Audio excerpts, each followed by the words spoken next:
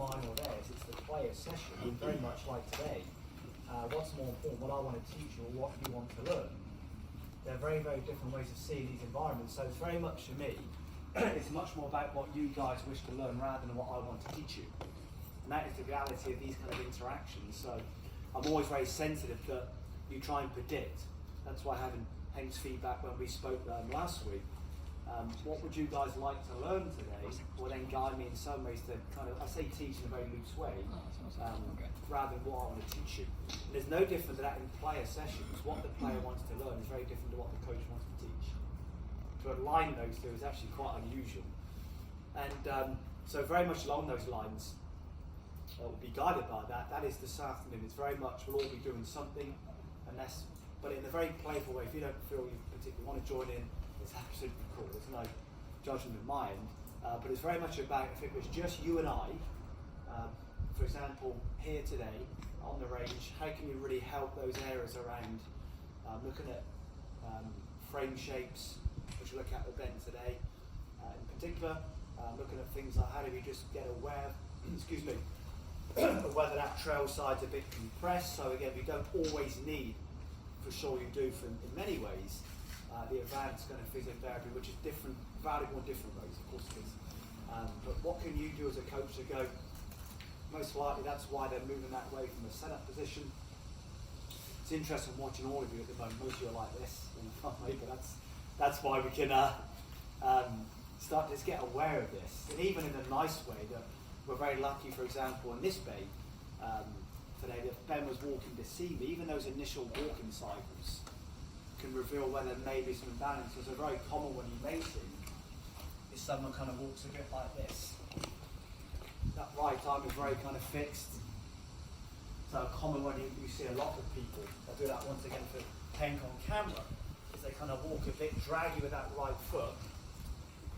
And that often reveals that there's something through that spiral which is maybe unhappy. So just to maybe expand on that before we go into Ben's session, that we spoke a little bit in November about how much you rotate in some ways is less important, because you know the shape of the human will control how much you rotate. How you produce rotation is vital. Rotation is really a value, ladies and gents, really above the kind of diaphragm, which is about here. So if I kind of stretch my shirt down, that kind of stripe in some ways is where rotation is very important. Why? Because in the human gait cycle of walking, what we call counter-rotation. So the pelvis rotates in one way, the rib cage going the other way. Counter-rotation in walking happens at the diaphragm. So the true form of separation is about here. So really, this is one we're going to do later on when we do some kind of drills with you. Most of you may be familiar with this movement, which is fine. To really advance that, what's more precise is not so much pelvis thorax separation, as many of you may be aware of certain tests around this. What it should be is more lumbar spine pelvis thorax separation. How much can you separate the upper part of the spine from the kind of beneath the diaphragm? So in some ways, how much can we separate above and below that kind of blue stripe? Because that is when we walk, as you hopefully see, if I kind of walk well, when I walk where true counter-rotation kind of happens through, which is rotation in the ulcer. So one we can always start with, so if we watch people coming, you might find their arm doesn't move, they've lost that little swinging movement. Their foot's a bit draggy, so they've lost the ability to rotate through the hip. So you can start to see the way Ben likes to stand off his ligaments. You've got eyes behind me, Ben, today, so apologies. Noticed. And we can start to just observe. So one we can always start with, which is a fun one, kind of hands on your tummy button. So for my left-handed friend, perhaps to swap this over, so apologies for putting this all in right-handed in language side. Hand on your belly button, hand kind of up around, kind of upper ribs. I mean, it's a bit of fun, don't get stressed if you find it challenging, it really is, it's a bit of fun today. But very, very kind of quietly, not in terms of noise, but really from an awareness observation, can we just start to see how well you can separate the upper, above the the diaphragm, the kind of this part of the rib cage, how well can you separate that part from the kind of the belly button? And also then get very aware. Do you find going one way slightly easier than the other? So can you go, I'm not bad going that way, but or when I go that way, it's more the shoulder moves. So you look at how well you separate, not necessarily how much you separate. So if you can, Ben can be our model. Watch with Ben, he's very happy going that way, less so going that way. It's a little sticky going to Ben's left. I can feel differently. I feel less rotation going that way, but assisting with the shoulder going that way. Yeah. So if you watch Ben go, he's a little reluctant going that way. Ben's kind of, which kind of comes onto compression through that trail side again. So just again, when you're at home, when you've got time to explore yourself, which for me is always the best approach, and it becomes your best case study again. Even in the mirror, you start to find it's kind of the shoulder lift up because it comes through the shoulder blade. And that's a pretty good change hands. And then Ben's head goes with him and he goes that way. So that is that neck moving well. So little ones you can get, and great to do this with the kind of real young ones. So those that are maybe whatever age, just say 10 for discussion, you get the tiny ones come in. You know, those guys are embarrassingly good. So it shows how we really devolve through life and talking. So one to start with. That's great that Hank has this on camera today. So rather than individually having to share these, we can. I'm sure Hank will distribute this to the group at some point. So we can kind of watch this. So what I want you to just initially play with before we get kind of Ben connected today is, if you're comfortable again, I mean, it's one of those, you decide what you're happy doing. Just kind of use the back of your hands if you wish. And just place them on the side of the rib cage, kind of around about here. Just kind of rub them up and down a few times. You may, again, you may not. The only way you really know is kind of one-to-one, someone like Matteo or even myself proved it, actually touching. You may even feel, even kind of use your fingers in your thumbs, the one side of the rib cage might be kind of, one rib may be slightly sticking forwards compared to the other side. It's not unusual if you just kind of start to prod around the base of your arm up around here. I can really feel this rib is about the fourth rib for me, is pushing out. So some of you may just start to feel that side a little bit kind of, a bit more prominent, a bit more evident, kind of pushing forwards. Because we're just a bit kind of short on that right side. So little ways we can all look to improve this. What is the first one being? Inwardly, just say to yourself, how tall are you? So are you meters and centimeters or feet? Centimeters. My conversion rate. I'm about 178, I think. Is that about right? Something like that. 5'9". And so in my case, be 5'10". So without lifting the chin, keeping the chin down, nose forwards, everybody be 2 centimeters taller than you should be. But without lifting the shoulders up. So just kind of almost lift up through. So chin down, nose forwards. But just kind of be 1 inch, 2 centimeters taller. But let the shoulders kind of hang tight. So once you're kind of 2 centimeters taller, big in breath, and then just allow that rib cage just to really expand. Again, the idea of expansion and compression, expand. As you exhale, keep the rib cage elevated. So let's do that at least 3 or 4 breath cycles. A breath cycle is 4 to 6 seconds. So as you inhale, as you exhale, keep that lovely elevated, really kind of wonderfully expanded rib cage, but without the shoulders coming up. So long necks, lovely long neck, chin down, nose forwards. Just going to let the shoulders kind of really soft. Once you've done that kind of maybe 3 or 4 times now, keeping that lovely long spine and a really nice wide rib cage. Hands and arms across here without compressing, so very lightly into your start position.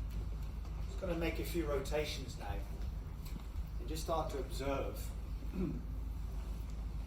rotation, how you move, where you move from, what feedback you get, whatever it might be, and just kind of reference that for your own reference. All come back now for me, guys, and just kind of go back to that slightly kind of, ooh, it's now 20 past 12, and it's a bit kind of post-lunch, and a bit kind of like this. So a bit kind of compressed, kind of almost kind of squashed down again. Now go back into your start position, make a few rotations. That's a nice response to have from that young lady. Yeah. No, he just went like. Resignation in a nice way.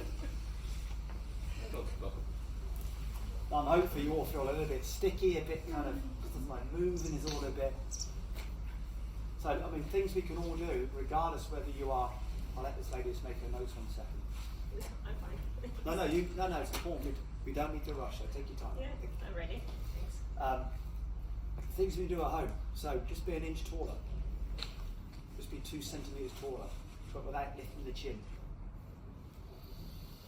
Really kind of breathe into the rib cage. So when you breathe in, let the whole rib cage, front to back, side to side, top to bottom.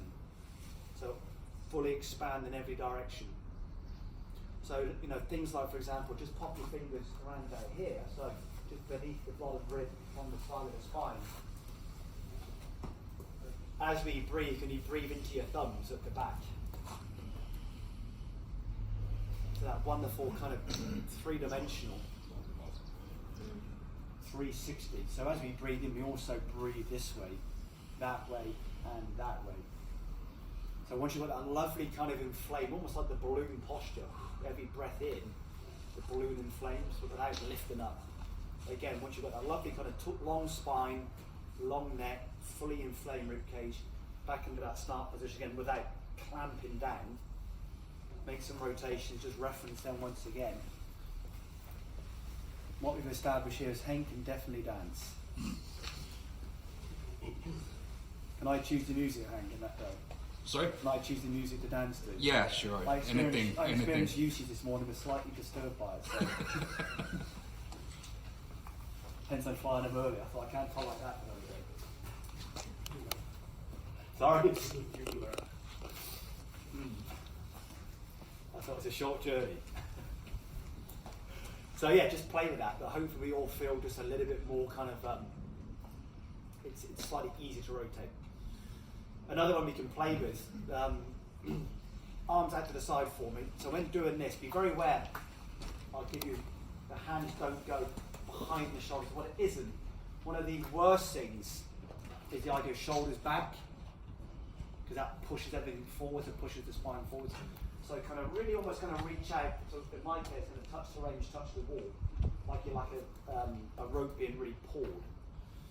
But again, shoulders down, so avoid this stuff, long necks. Really try and imagine someone pulling both hands away from you. So you really get that rib cage really expanded. Kind of breathe into the rib cage, exhale. So about 4 to 6 seconds for a breath cycle. And again, once you've done that a few times, really kind of, you might get achy arms now. Little kind of two little bend in the knee, bend forwards. Let the arms just drop with gravity. Now just place the hands together for me. Just start to kind of be aware now of standing. Look, very good Ben. Ben's great at this because it's how the arms hang to the side of Ben's rib cage. So thank you, this is actually very good Ben. In Ben's case, the arms hang to the side of the rib cage, not so much of what you see and I saw here last month was how many people come in, arms again compressed, kind of clamped in some ways into these positions. So when you look at the spine, I mean, so much, I'm sure most of us have been exposed to the idea of my thoracic spine is stiff. Who's been told that? I mean, that's a pretty common piece of feedback. More so, the thoracic spine is not allowed to move well. So for sure it will test as being a bit stiff, but why? Is it more just the position it's being asked to move from rather than is actually a bit stiff? So I mean the idea of just giving that ribcage expansion in space with lots of hanging just allows the spine to move well then. So for some, invariably, it's more is not allowed to move the spine rather than can move. So I think two things we can all do. Lots of these, and then just keep, especially with the younger guys, so those that are working more with, say, what UC and I will see, say with the kids tomorrow in particular, it's just awareness. It goes back to, I think it was your question, which I really enjoyed this morning. At what point do we start to see improvements? Well, I think once the awareness improves and the perception improves almost immediately. And you may recall I spoke about this very briefly back in November. If you change the skeletal system, it rarely changes the brain. But if you shift the brain's perception, it almost always changes the skeletal system. So if someone starts being aware, stand taller. You heard the old phrase, be light on your feet. England's great for old phrases. Things are looking up. Have you heard that phrase? It all comes in posture. Things are looking up now. And when you walk, listen to something that's a bit of a foot dragger. It normally says there's something not happy. You get the very good. They make great thieves, good walkers, because you can't hear them. I drag my right foot, which drives me insane because I'm very poor through my right side. Things you look for. Are they very quietly walking? Do they look up when they walk rather than... So they're pretty evident signs. So some stuff we can do for as far as setup goes there. So what I want to do now is Ben's very kindly offered just kind of 5 balls and start to explore how those frame shapes. So Ben is a nice example, got a wide rib cage and pelvis shape from a bone structure. It'd be interesting to start to explore all of this after we looked at Ben's data and then go back to some of those club forces, what's happened through that trail, shoulder, that lead hip, really what UC and I observe so frequently last month now. How can we now start to really play with lots of drills, in particular today, to really start to, again, get aware of the lead hip, trail, shoulder, and then individually, what movement approaches may be more advantageous for you. Are you more narrow like me, that perhaps needs to extend up more and then shift more laterally to really produce force? Or are you a wider frame human that can rotate a bit less and a bit flatter in backswing and have less shift in the downswing to produce those forces? I think when we do it well, it'll become quite evident quite early. I don't like doing this and I feel a bit kind of funny doing that, which then normally is a pretty good representation of how well you like moving along those angles that you have. It really goes back to, again, the angle the tissues run at, control.